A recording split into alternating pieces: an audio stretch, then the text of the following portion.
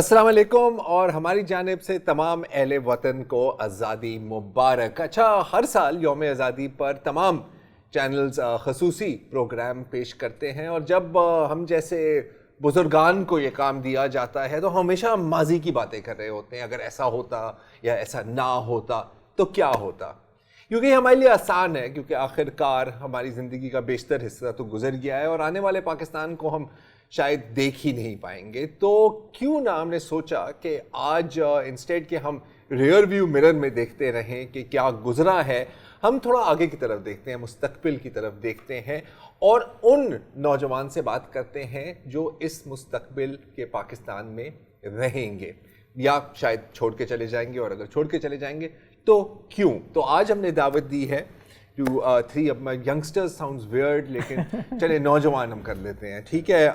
وہ نوجوان جن کے بارے میں ہم کہتے ہیں کہ یہ مستقبل کے معمار ہیں، ہمارا مستقبل ہے، لیکن نہ ہم ان کی بات سنتے ہیں نہ انہیں بولنے دیتے ہیں. نہیں بالکل، آج نو پریشر، یہ 21ویں صدی کے نوجوان. ہاں 21ویں صدی کے نوجوان. اس طرح تو وہ تو ہم نہیں ہیں. نہیں ہم نہیں ہیں، ہم پچھلی صدی کے نوجوان ہیں.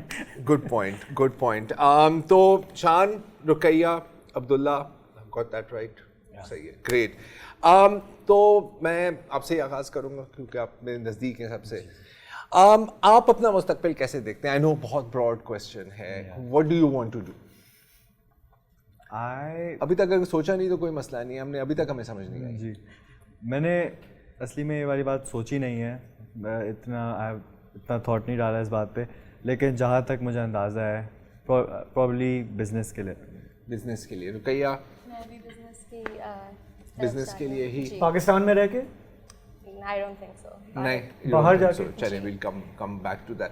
آپ تو میرا خیال ہے کہ آپ کا فیملی بزنس بھی ہے. جی، فیملی بزنس بھی کام کرتے ہیں، تو وہی آپ آگے لے جانا پرابلی اگر وہ تو نہیں، لیکن اگر وہ تو تھوڑا ایکسپینڈ کریں گے، باقی انشاءاللہ کچھ نہ کچھ اپنا بھی انٹرپرینوریل تھنگ انشاءاللہ سائڈ پہ وہ بھی چلتا رہے گا. انشاءاللہ فیوچر کا وہی ارادہ ہے بزنس ہی، انشاءاللہ کچھ اپنا کام انشاءاللہ. ٹھیک.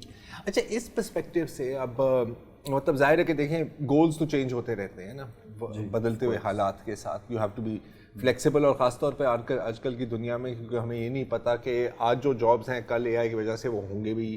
How things will change. اگر آپ مطلب جب آپ مستقبل کا سوچتے ہیں اور آپ چیلنجز کا سوچتے ہیں تو سب سے پہلی چیز کیا آتی ہے آپ کے ذہن؟ پاکستان کے جو بھی پاکستان کے بارے میں میرے حساب سے یہ ہے کہ جو عوام ہے ان کو بہت پروگریس کرنا ہے اور ان کے اندر بہت پوٹینشیل ہے، لیکن جو یہ سرکاری ادارے ہیں یہ اس حساب سے کبھی نہیں چل پائیں گے. سسٹم نہیں چل پائے گا، بیکاز سسٹم سپورٹ نہیں کر سکتا، مطلب روکتا ہے بلکہ. جی آف کورس، کیونکہ چھوٹی سی چھوٹی چیز میں بھی بہت اننیسیسری پیپر ورک ڈال دیں گے، اور اگر پیپر ورک ہے بھی نہیں so they will just somehow stop it. آپ کو پتہ بھی نہیں ہوگا کہ کیا ہو رہا ہے. اور اس کے اوپر آف کورس منسٹرز وغیرہ they are not qualified for the job, right? Because اس کے لیے آپ کو پڑھائی کرنی ہوتی ہے جو آپ کی اسپیشلٹی ہے. اگر آپ ایگریکلچرل منسٹر ہو تو آپ نے ایگریکلچر کیا پڑھا ہے، تھوڑا بہت آپ کو جاننا چاہیے. ہاں تھوڑا سا تو پتہ ہونا چاہیے. That's all I have to say, بس یہی ہے میرے اس بارے میں. ٹھیک ہے. Ruqayya, same question for I you. would like to add on to this because ہم خود A level سے ابھی گزرے ہیں.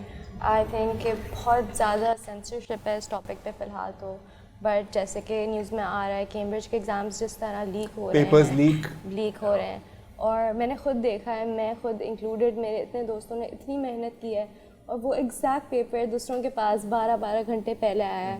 تو اٹس ویری ڈساپوائنٹنگ، ڈسہارٹننگ. ایگزیکٹلی. تو اچھا، یہ کیونکہ ہم نے یہ ٹاپک کور کیا تھا، کئی لوگوں نے کور کیا تھا، تو اس میں کچھ جو بچوں سے میں جو بات ہوئی تھی تو اتنی ایک لحاظ سے آپ فرسٹریشن کا میں لفظ استعمال کر سکتا ہوں یہاں پہ، اتنی فرسٹریشن تھی کہ ان میں سے کچھ یہ بھی سوچ رہے تھے کہ یار پھر اگلی دفعہ میں بھی پیپر خرید لوں. جی ایگزیکٹلی. اتنی محنت، تو یہ بھی پھر سوچ ملتی ہے.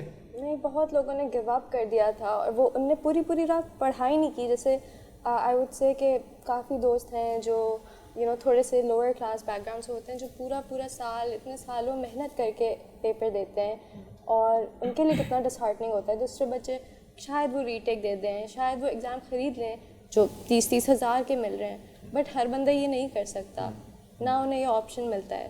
And that's the biggest fault in our education system کہ ہم اپنے خود کے جنریشن کو فیل کرے جا رہے ہیں, اور یہ ابھی شروع نہیں کیا. اب تو ہم انٹرنیشنل ایگزامس کی بات کر رہے ہیں, بٹ ہم خود کا میٹرک کا سسٹم دیکھ لیں, اس میں تو ہر سال ایگزیکٹلی اس میں تو بلکہ آپ جائیں نا, آپ بس پیسے دے کے کسی اور کو بھجوا دیں.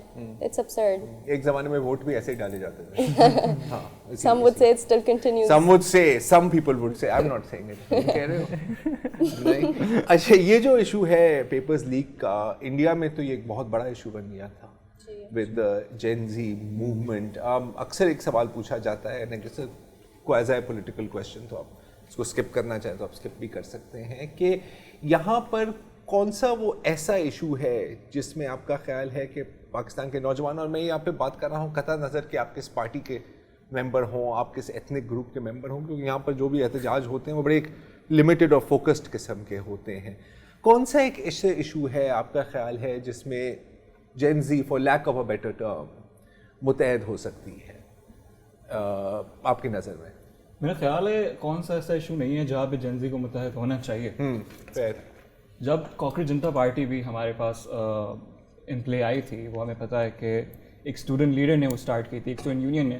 یہاں ہماری یونیورسٹی میں اسٹوڈنٹ یونینز ہی الاؤڈ نہیں ہیں, وہی بینڈ ہے ہماری یونیورسٹی میں. اگر ایک اسٹوڈنٹ کھڑا ہو کے ذرا سی آواز اونچی کر دیتا ہے تو کل آپ کے پاس رسٹیکیٹ, ایگزیکٹلی رسٹیکیٹ بھی نہیں, آپ کے ایسی ایسی یونیورسٹیز میں حال ہے, میں نام نہیں لے سکتا, ایسی ایسی یونیورسٹیز میں حال ہے جب آپ جاتے ہو وہاں پہ ایز اے ہاسٹل یا اسٹوڈنٹ, آپ کا موبائل لے لیتے ہیں کہ یار یہ موبائل تبھی ملے گا جب تک تمہارا ٹرم پورا کمپلیٹ نہیں ہوگا, اور تم کچھ بھی نہیں کر سکتا. تبھی ہم اسٹوڈنٹ مطلب یہ نہیں کہ کلاس کے بعد, ٹرم کے بعد, بالکل ایسا ہی حال ہے.